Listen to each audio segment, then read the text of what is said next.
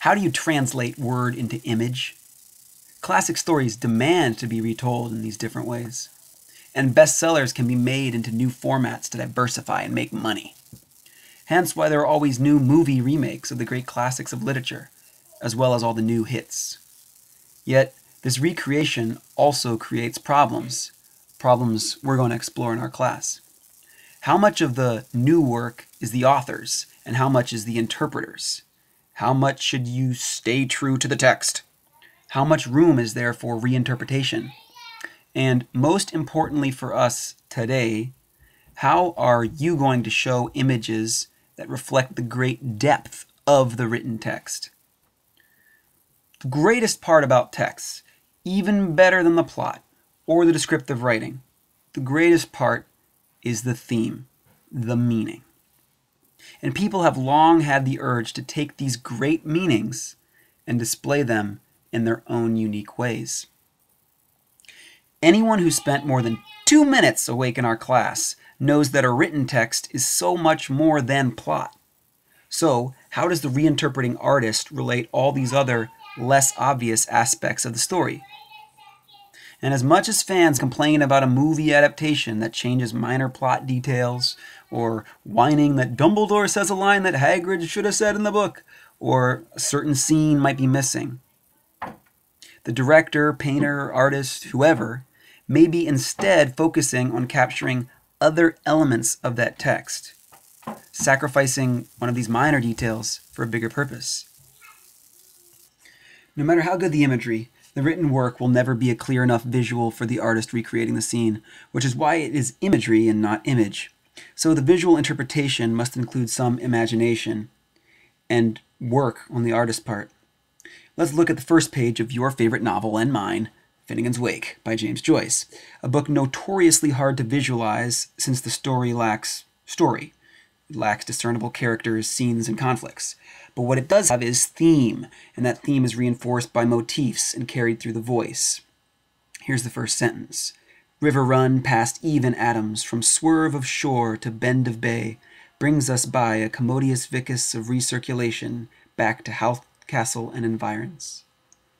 Here's an image from an artist's revisualization of the wake called Wake in Progress. It's accompanied by the text. The artist has included many images suggesting the theme of history repeating itself in different forms and worse forms throughout time.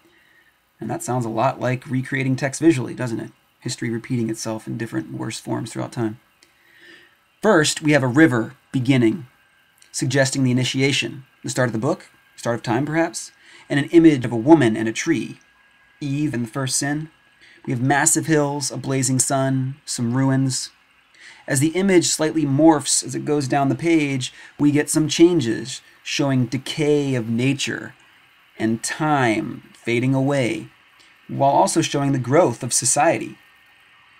All of these are only barely referenced or half suggested by Joyce's words. The artist has done a lot to add image to these words that kind of lack image. Notice the sun lowering, the hills flattening, while that tree remains, a constant in the face of inconstancy. Yet it slightly changes too, though the position is the same. Constant inconstancy. The bold, thick lines the artist uses are hardly detailed whatsoever, but they reflect the general nature of time, history, and generations that Joyce shows in this sentence. History, a river running, recirculating from Adam and Eve backwards to the modern day. The choices that this artist is making may not exactly get the entire sense of the wonderful wordplay of James Joyce, but it hints at and reinterprets the themes and tries to capture a little bit of that general historical voice. All right, well, okay. Back to something that's a little bit more straightforward. Remember, there's got to be a balance. A too straight recreation will add nothing new and have no purpose, while too much change from the text to the visual risks changing the meaning or losing the point of the work, since oftentimes the small choices and details carry the meaning. Let's take a look at a work that you're familiar with, To Kill a Mockingbird and its movie remake. The voice. What makes To Kill a Mockingbird so affecting is more than that the story is about serious subjects of racism, death, corruption. It's that it gets through these tough topics, yet the point of view is that of cute little Scout, which underscores the themes about guilt and innocence. The movie at times keeps Scout's narration in the form of voiceovers, but for the most part has to use other clues to suggest Scout's naive perspective. How goofy would it be for the film to be shot from a low angle at Scout's eye level the whole time? The opening credits scene has a few of these choices, from the nursery rhyme, simple melodies, and the childish humming which suggests Scout's presence.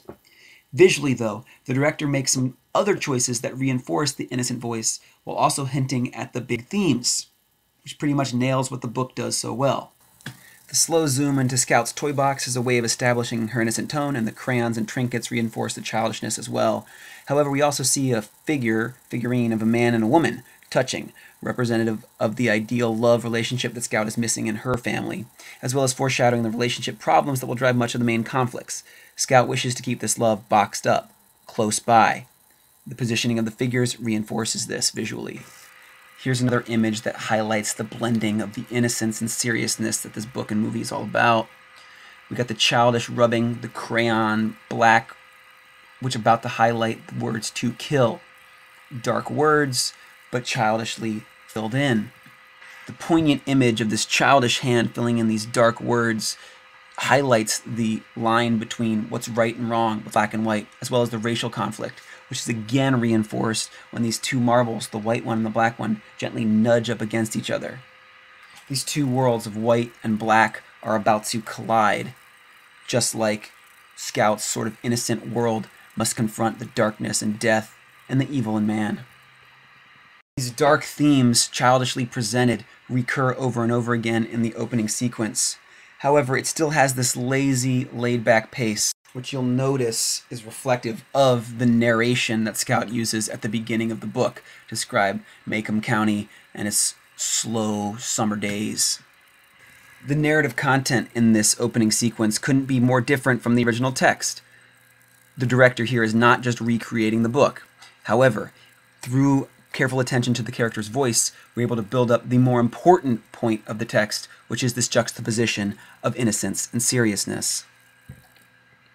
Finally, a text can be given new meaning by putting it into a new context visually, or by modernizing it, as in many different reinterpretations of Shakespeare, where the same text is given an entirely new visual by putting it into a modern scene.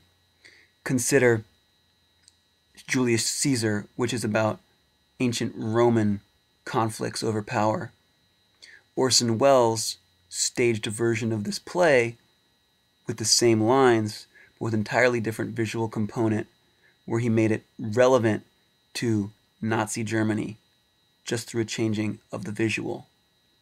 Old themes given new and relevant meaning through a modernization visually.